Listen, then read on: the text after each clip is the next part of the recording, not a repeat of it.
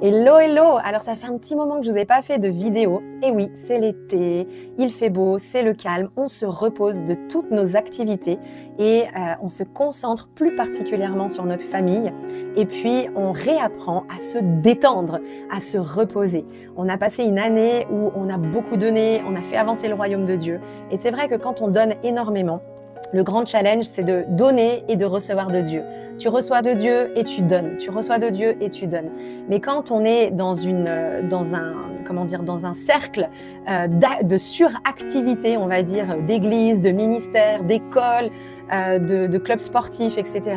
Et qu'on est constamment en train de donner, de donner dans l'église, de donner à l'extérieur de l'église, de bénir des églises, de donner pour chacun de nos enfants, de s'en occuper, de vraiment être intentionnel, parce que c'est vraiment notre désir, en tout cas, c'est d'être intentionnel dans tout ce qu'on fait. Et vous savez que quand on est intentionnel, c'est pas du tout la même fatigue que quelqu'un qui n'est pas intentionnel. Quelqu'un qui n'est pas intentionnel aura besoin beaucoup moins de repos que quelqu'un qui est intentionnel de 7h du matin jusqu'à 23h le soir. Donc ça, c'est mon cas en fait. Je suis intentionnelle du début du matin, de 7h du matin jusqu'à 21h. Après 21h, je passe l'horaire, puis là, je suis épuisée et je peux plus donner comme je peux donner le matin. Mais tout ça pour vous dire que d'être intentionnel fatigue beaucoup plus et encore plus quand on est une femme. Et aujourd'hui, j'aimerais m'adresser à vous les femmes, les mesdames qui me regardez. J'aimerais vous parler du repos.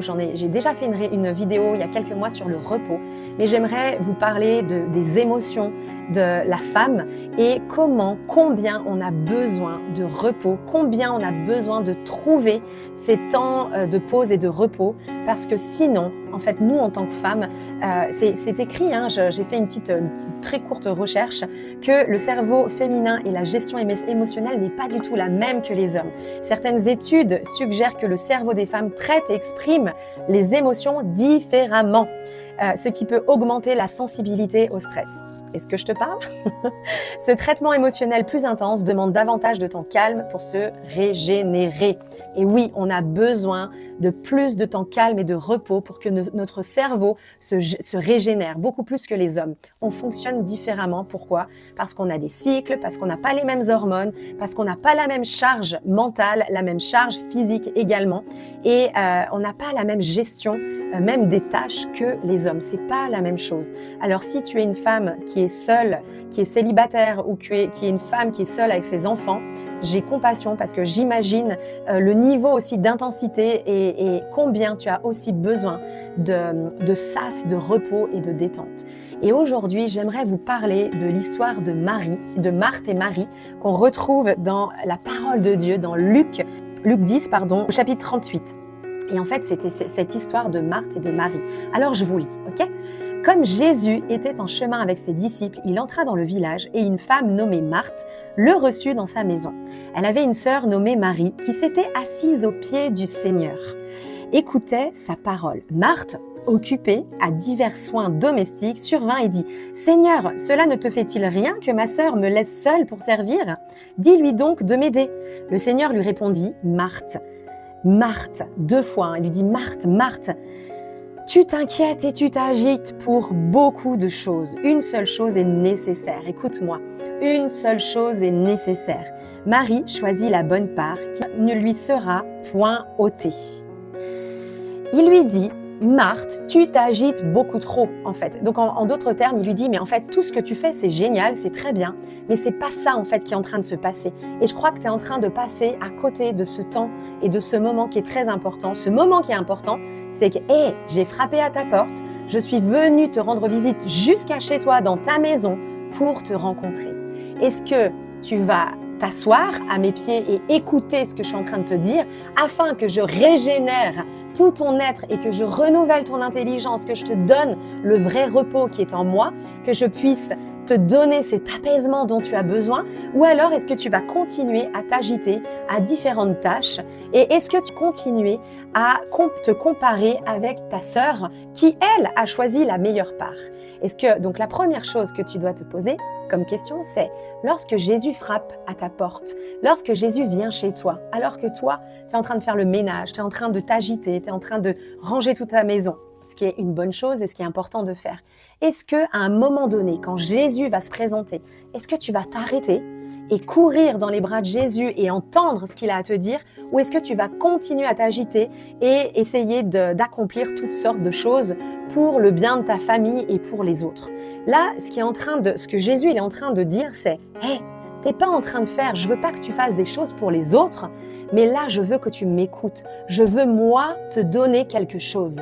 Je veux te donner à boire afin que tu n'aies plus soif, afin que tu puisses trouver ce repos dont tu as tellement besoin. » Et ce repos intérieur, c'est pas dans des pratiques parallèles, c'est pas dans du yoga, c'est pas dans toutes ces choses-là, mais c'est en moi. C'est en moi que tu vas trouver ce repos.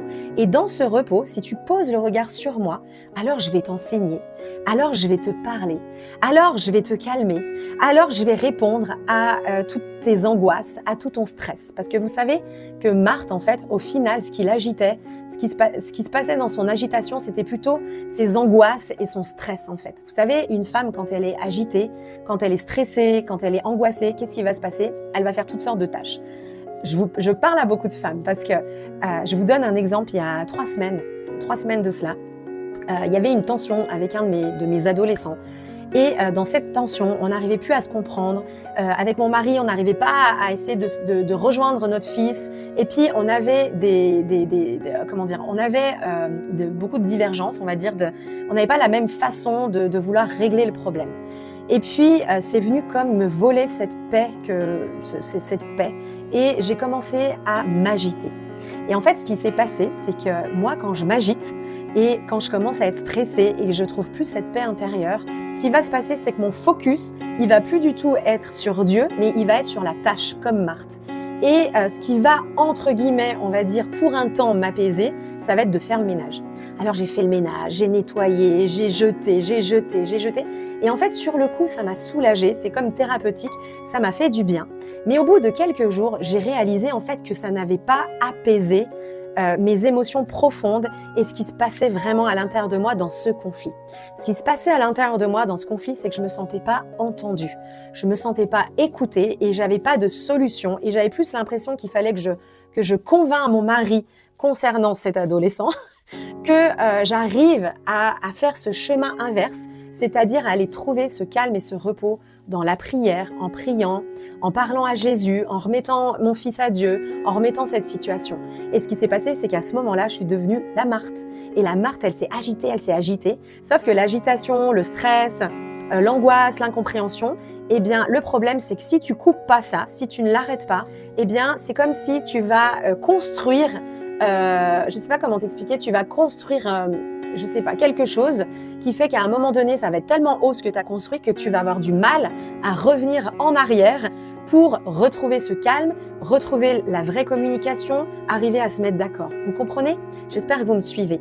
Et moi, j'ai l'exemple de quelqu'un que je connais. Elle est tellement agitée que en fait, ses angoisses et son stress d'agitation, eh bien, l'amène à critiquer, l'amène à être méchante, l'amène à critiquer et la critique et la méchanceté devient un exutoire. Et le problème, c'est cet exutoire n'est pas une personne en fait, c'est un exutoire. Et le problème, c'est que quand tu trouves des personnes pour te lier dans cette critique et cette méchanceté comme un exutoire, eh ben, le problème, c'est que tu vas propager cette gangrène, tu vas propager l'angoisse, tu vas propager le stress sur les autres et ça ne va pas s'arrêter. Et je vous donne cet exemple-là parce que c'est vraiment l'histoire de Marthe. Cette histoire-là où elle était beaucoup plus concentrée sur la tâche, à vouloir tout bien préparer, à vouloir vraiment s'occuper du matériel, de la maison. Et je pense qu'elle s'est dit, parce que souvent on est comme ça les femmes, eh ben quand tout sera tout bien, quand tout sera propre, quand tout sera parfait, là je vais pouvoir aller écouter Jésus. J'ai tellement fait ça pendant des années et je dois encore me battre contre ça. Je dois me battre contre la perfection, le fait que j'ai besoin que ma maison soit parfaite. Et en fait, j'ai déjà un premier conseil à te donner. Parce qu'en fait, nous les femmes, on a besoin d'alléger notre cerveau. Et pour t'alléger, le premier conseil que je te donne, ben oui, il va falloir que tu passes pendant un petit moment à vider ta maison et à garder que l'essentiel. Vous connaissez la méthode Marie Kondo ? J'ai une amie qui a fait cette méthode-là. Et c'est vrai, quand tu viens chez elle, tu as l'impression qu'il n'y a rien. Mais en fait, il y a l'essentiel. Il y a ce que tu as besoin. Et nous, les femmes, en fait, c'est important de faire ce travail-là, de garder juste l'essentiel et de ne pas accumuler. Si tu as un problème d'accumulation, si tu n'arrives pas à jeter, si tu n'arrives pas à trouver, à trier, tu as besoin de délivrance. Tu as besoin d'être délivré du surplus. Et qu'est-ce qui fait que tu as besoin de garder les choses, en fait? Il faut que tu ailles à cette racine-là. Parce que Dieu veut te délivrer du surplus dans ta maison, mais dans ta tête, en fait. Donc ça, c'est le premier conseil que j'aimerais te donner. Donc tu as besoin de retrouver ce calme et ce repos dans la présence de Dieu. Tu as besoin de prendre une grande respiration et simplement de déverser ton cœur à Jésus. C'est vraiment ce que j'aimerais te conseiller. Et je vais tout de suite te faire une deuxième vidéo pour te donner quelques conseils, pour t'aider à sortir d'un statut de Marthe pour rentrer dans une dimension de Marie.